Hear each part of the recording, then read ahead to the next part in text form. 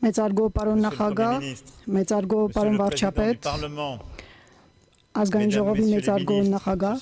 տիկնայք եւ պարոնայք նախարարներ, գլխավոր քարտուղարներ, տիկնայք եւ պարոնայք դեսպաններ, խորհրդարանականներ, տիկնայք եւ պարոնայք։ Ամեն ինչ արդեն ասվեց։ D'aller droit au but, parce que Monsieur le Ministre, I'll try to speak briefly because the Minister of Foreign Affairs and the Prime Minister eloquently described all the key problems that bring us together in this forum, and I would not like to repeat them. Mr. Prime Minister, these 2 days illustrate this is really the moment of Armenia.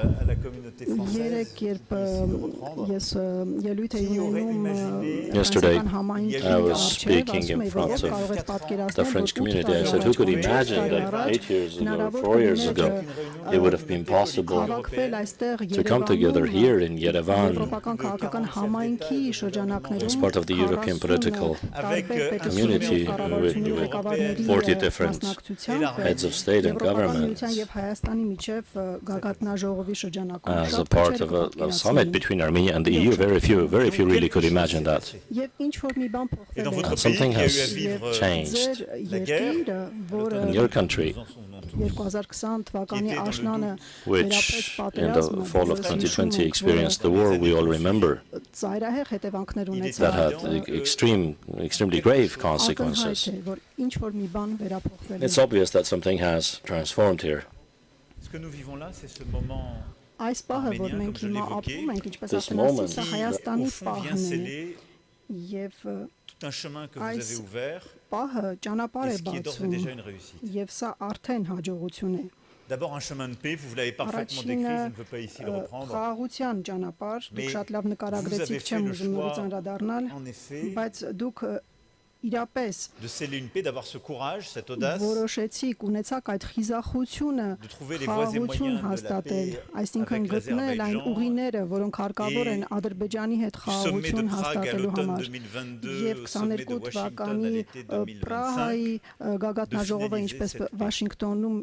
նաև գագաթնաժողովը եկան եզրափակելու վերջնականապես այս խաղաղությունը, ինչպես ես ասացի, սա խիզախ եւ անհրաժեշտ որոշում էր։ Եվ այս որոշումը նաև ամրապնդեց եւ բերեց բարգավաճություն, երբ ես նայում եմ անցած 8 տարիները, Հայաստանում միջին աճը կազմում է 6%։ Այսինքն այս վերջին 2 տարիներին ավելի է մեծացել, սա արդեն տպավորիչ ցուցանիշ է, որը ցույց է տալիս ձեր մոդելի օրինակը, եւ դուք շատ լավ նկարագրեցիք քիչ առաջ այդ առաքինի օրինակը խաղաղության եւ բարգավաճության համար, այս ամենը մի քանի տարի է արդեն զարգանում է։ Et donc oui, nous avons un moment arménien, ce qui fait que l'Europe aujourd'hui discute en Arménie, que vous avez accueilli européenne, que vous vous êtes réinscrit dans le cœur de ce continent, et que le sommet qui s'est tenu ce matin entre l'Union européenne et l'Arménie vient justement consacrer des projets importants qui vont permettre d'être davantage présents sur le plan de l'investissement économique, du développement des infrastructures de communication, ենթակառուցվածքների ոլորտում ներդրումներ, անվտանգության ոլորտում եւ այլն։ Et donc ce qui est en train de se passer dans votre pays այսօր այն ինչ տեղի ունենում ձեր երկրում anticipé par peu de gens, կարելի dans ասել lequel nous avons շատերը cru dès le չէին début, que սպասում vous avez նման su conduire պահի avec beaucoup de եւ դուք courage durant ces կարողացաք dernières années, մեկնարկել այս ամենը մեծ խիզախությամբ վերջին տարիներին եւ սա խորապես ողում եւ մեծ հաջողություններ եւ հնարավորություններ են ձեռում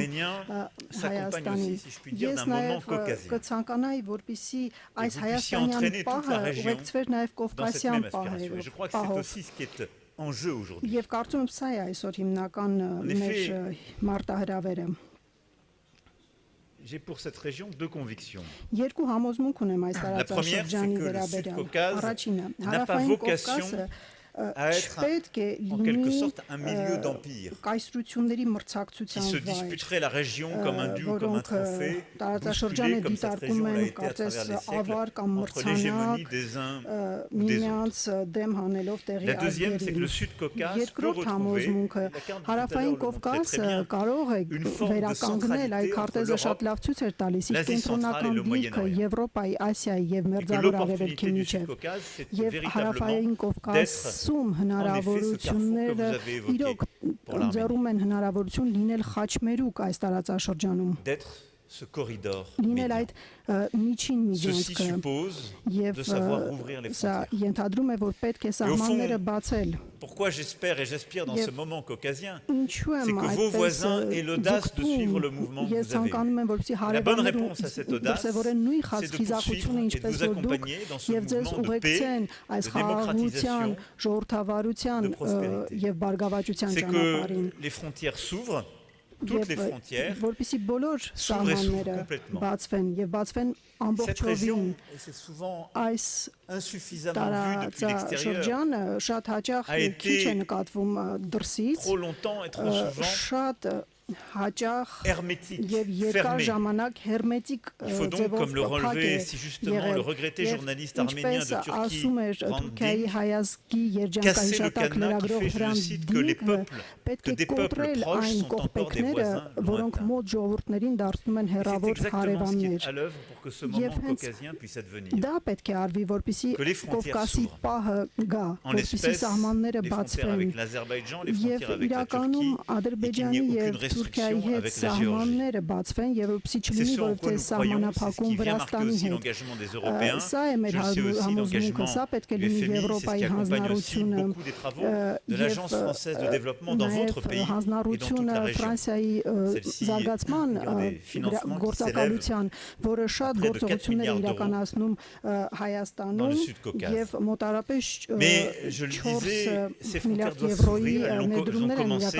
Je veux saluer la levée par l'Azerbaïdjan des restrictions sur les échanges de biens avec l'Arménie et la réouverture progressive des voies logistiques entre les deux pays. Mais ça ne doit être qu'un début. Nous sommes également réjouis quand la frontière entre la Turquie et l'Arménie a été ouverte pour laisser passer les réfugiés syriens ou l'aide humanitaire. Là aussi, ce fut un premier signal. Mais nous voyons combien il est important que la réouverture des frontières aille jusqu'au bout pour que ce moment caucasien puisse advenir. Et pour que, précisément, votre pays et toute la région soient au cœur du lien entre le Moyen-Orient, l'Asie centrale, l'Europe. Car c'est ça qui permettra pleinement de saisir toutes les opportunités économiques pour votre pays et pour la région. Et c'est ce qui permettra pleinement d'avoir des routes de paix plutôt que des conflits d'empire dans le Sud-Caucase. Et c'est tout le défi qui est à l'œuvre. Et c'est aussi pour cela que ce moment arménien, je suis ici pour saluer, pour accompagner modestement et dans lequel la France croit, est en quelque sorte par lui-même plus grand que l'Arménie seule. Il vient poser les jalons d'une paix pour toute la région. Il vient poser les jalons d'un destin possible pour toute la région. Je sais que beaucoup ont longtemps pensé que le destin de l'Arménie ne pouvait être que sous l'aile prétendue protectrice de la Russie. L'épisode de 2020, pardon, la guerre de 2020, avec ce que vous avez subi, ce que tant de familles ont vécu, les drames traversés, a montré que cette aile n'était pas si protectrice que beaucoup pensaient. Տեսամ, որ դա այն հովանավորությունը չէ, ինչպեսին որ շատերը պատկերացնում էին։ Տեսանք, որ Ռուսաստանը լքեց Հայաստանին եւ n'était plus possible. Հասկացանք, որ այդ երազանքները իրականություն չեն։ Եվ բոլորը կարծես սովորել էին, որ նա պետք է լինի տարածաշրջանում հովանավորը, որովհետև հարավային Կովկասը comme une rémanence de ces conflits d'empire passés. Ce que le moment arménien vient prouver, c'est qu'il y a un chemin démocratique que vous avez marqué dès 2018, de paix choisie et réaliste que vous avez acté entre 2020 et 2022 et de prospérité possible sans hégémonie d'empire. C'est ce que vous avez démontré ces 3 dernières années. Et tout ce qu'il faut souhaiter, c'est que toute la région suive ce mouvement qui passera par cette ouverture des frontières et la capacité à bâtir un chemin pacifique et respectueux entre tous les pays de la région et qui permettra à celle-ci d'être à nouveau ce corridor, ce lien, ce contact qu'elle doit être entre les régions évoquées d'Asie centrale, du Moyen-Orient et de l'Europe. Et c'est pour ça, et je conclurai par cette remarque après avoir parlé de l'Arménie, du Եզրակացնել Հայաստանի եւ Հարավային Կովկասի մասին խոսելուց հետո ասեմ, որ ես խորապես համոզված եմ, որ Հայաստան ունի եվրոպական կոչում, եվրոպական ճակատագիր, նույնը հավատում եմ նաեւ Վրաստանի մասով եւ Ադրբեջանը Ce fut moins le choix de l'Azerbaïdjan ces dernières années. Mais je vais vous dire pourquoi je crois très profondément pour l'Arménie. D'abord par votre histoire. Nous l'étions ce matin avec ceux qui m'accompagnaient. Il suffit de voir votre littérature, votre langue, le chemin à travers les siècles pour se convaincre que l'Arménie a une trajectoire et une histoire profondément européenne. Mais parce que ce que l'Europe, je crois, dans le moment géopolitique que vous avez très bien décrit, monsieur le ministre, tout à l'heure, ce que l'Europe a apporté au monde, nous lie très profondément, et c'est que l'Europe est le partenaire le plus naturel de l'Arménie et du Sud-Caucase dans le moment que nous vivons. Notre Europe a vécu exactement, y compris dans sa partie la plus occidentale, նույնիսկ ամենաարևմտյան հատվածը վերապրել է այն, ինչ որ Հարավային Կովկասում է տեղի ունեցել, կայսրությունների հակամարտություններ, դարերի ընթացքում մենք եղել ենք քաղաքացիական պատերազմների մասնագետներ, ceux qui ont repris un terme des légistiques médiévales, ce qu'on appelait les translations impérii. L'Europe s'est pensée pendant des siècles à travers des transferts d'empires, et de la Grèce ancienne à l'Empire romain, en passant par les Carolingiens, faisant des sauts dans l'histoire, je pourrais convoquer les Bismarckiens, d'autres diraient les Napoléoniens, l'Europe s'était toujours réunifiée jusqu'à 1945 par des histoires d'hégémonie, d'empire, de conflits. Կայսրությունների տարածաշրջանային հակամարտությունների առանցքում եւ երկրորդ համաշխարհային պատերազմից հետո այս ամենից հետո մենք ստեղծեցինք այս առանձնահատուկ քաղաքական այս մոդելը, այսինքն տարածքային ինքնիշխանություն de la place de chacun. Nous avons inventé une conception possible qui réconciliait le concert des nations inventées et consolidées au 19e siècle avec l'intégration. C'est une construction géopolitique inédite qui met un point final au transfert d'empire et aux logiques d'hégémonie et qui construit une logique respectueuse entre les États. Et la sœur jumelle de cette Union européenne qui a inventé sur le sol européen Եվ կարելի ասել, որ Եվրամիությունը ստեղծել է այս արժեքները, ասելով, որ մեր արժեքները իրավական պետության արժեքները, որոնք մենք առաջ մոռացել էինք, հիմա մենք գտել ենք եւ մեզ համար դա պետք է դառնա կարծես մի խարտիա։ Սա մի գանձ է մեզ համար, իր խոստումը նա կատարել է եւ մենք արձանագրում ենք կայուն խաղաղություն երկրորդ համաշխարհային պատերազմի ավարտի հետո եւ այնուհետեւ մենք որոշել ենք ընդհանուր շուկա բացել Եվրոմիության համար եւ ես հուսով եմ, որ կունենանք նաեւ աշխարհակաղակական հզորություն եւ Եվրոպան non hégémonique պետք է լինի ոչ հեգեմոնիան, այսինքն հարգի յուրաքանչյուրին իր դնթով եւ իր դնթով նա կարելի ասել Հայաստանի դաշնակիցն է այն ճանապարհի համար, որ Հայաստանը իր համար ընտրել է։ Այն ինչ որ դուք հենց նոր նկարագրեցիք շատ լավ պարոն նախարար, այսինքն չպետք է լինի որևիցե մեկ այլ տիրության թևի ներքո կամ d'une hégémonie d'un autre type qu'on voit venir au service d'une paix de court terme. Որոնք կարող են խոստանալ կարճաժամկետ խաղաղություն։ Պետք է շարունակել այդ ճանապարհը, ինչպես Եվրոպան դա արել է, եւ հաշվի առնել, հիմնվել հարգանքի վրա։ Et c'est tout le message de la communauté politique européenne. Et c'est ինչ ենք կիսում, եւ սա հենց եվրոպական քաղաքական համայնքի ուղերձն է։ Եվ ես տեսնում եմ, որ դուք նույն պատմությունն եք գրում, եւ ես տեսնում եմ, որ դուք այն ինչ դուք հիմա գրում եք որպես պատմություն remet en cause l'ordre international établi sur le respect des règles. S'appuie sur le fait que dans beaucoup de nos pays, à cause de la crise démocratique que nous vivons, il y a un doute sur la légitimité ou l'efficacité de l'état de droit. Et à côté de ça, beaucoup commencent à s'interroger sur la science et le commerce international est remis en cause. Les uns par des aides excessives, les autres par des tarifs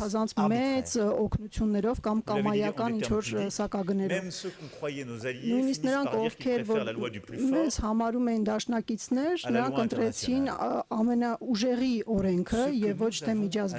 internationale. Այսօր մենք ինչ ունենք առաջարկելու մեզ եւ մեր աշխարհին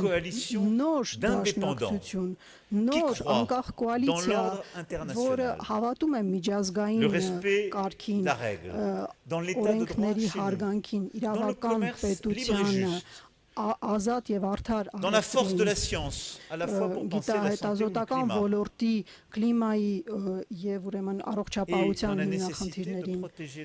եւ նաեւ պաշտպանելու համար մեր ժողովրդավարությունները, մեր մամուլը, մեր համալսարանները 10 տարի առաջ այս ամենը ակնհայտ էր, այսօր ամեն ինչ կասկածի տակ է առնվում, բայց անհրաժեշտ է այս ամենը կառուցել ավելի ընդարձակ Եվրոպայի շուրջ, որն է եվրոպական քաղաքական համայնքը, եւ հենց այսօր դուք դա եք կատարում։ Եվ այդ իսկ պատճառով Հայաստանի պահը, որը ձեր պահն է, Հարավային Կովկասի պահը, որ ես ցանկանում եմ, ես խորապես համոզված եմ, որ կա նաև Եվրոպայի պահ, որը կառուցվում է, այսինքն աշխարհաքաղաքական նոր ուժ, որը հարգանք է ցուցաբերում, որը կանխատեսելի է եւ հիմնված է այս սկզբունքների վրա, որովհետեւ սրանք միակ սկզբունքներն են, որոնք ապահովում են խաղաղություն։ Il n'y a aucune paix qui peut se négocier dans quelque որևէ խաղաղություն, որևէ մի երկրում, եթե այնտեղ ամենաուժեղն է թելադրում իր կամքը, եթե կան սպառնալիքներ, sur l'invasion, la violation du droit international. Il n'y a aucune paix durable qui existe. Sur la base des standards multiples, on expliquerait qu'aux uns, le respect du droit international est essentiel quand on regarde l'Ukraine, mais il pourrait être foulé des pieds quand on regarde le Moyen-Orient et le Proche-Orient. Բայց հետո շրջվում եւ նայում ենք, թե ինչ է կատարվում Միջին Արևելքում։ Նման խաղաղությունը հնարավոր չէ երկարատև ձևով ապահովել։ Պետք է միայն այն խաղաղությունը, որը հիմնվում է բոլորի հարգանքի սկզբունքների վրա։ Այն ինչը մենք ստեղծել ենք 45 թվականին, այսինքն ՄԱԿ-ի խարտիայի շրջանակում, երբեմն հին գաղափարները ունեն իրենց իմաստը, որովհետև նրանք մեզ հիշեցնում են անցյալ դարերի քաոսը եւ արհավիրքները, եւ մենք ունենք իրավունք դիմակայելու պատմությունը, եւ մենք պարտավոր ենք չմոռանալ, երբ որ վատ քամիները գալիս են մեր տարածաշրջան, մենք պետք է դիմակայենք։ Այդ իսկ պատճառով, պարոն վարչապետ, պարոն նախագահ, տիկնակ եւ պարոնայք, շատ ուրախ եմ լինել ձեր կողքին այս երրորդ թողարկման շրջանակներում, ձեզ արտահայտելու համար իմ աջակցությունը եւ իմ վստահությունը այն ճանապարհի համար, որ Հայաստանը այսօր ընտրել է իր համար, եւ որ Հարավային Կովկասը կհետևի ձեզ դեպի ժողովրդավարություն, խաղաղություն եւ բարգավաճություն։ Ես խորապես համոզված եմ, որ ձեր երկրի, ձեր տարածաշրջանի ապագան կլինի հենց այդ ընդարձակ Եվրոպայի ապագան, որը կառուցվում է այսինքն իրավական պետության, միջազգային իրավունքի, խաղաղության և ազատության Եվրոպա, որին մենք հավատում ենք և որը հենց հիմնել է Հայաստանի և Ֆրանսիայի միջև դարավոր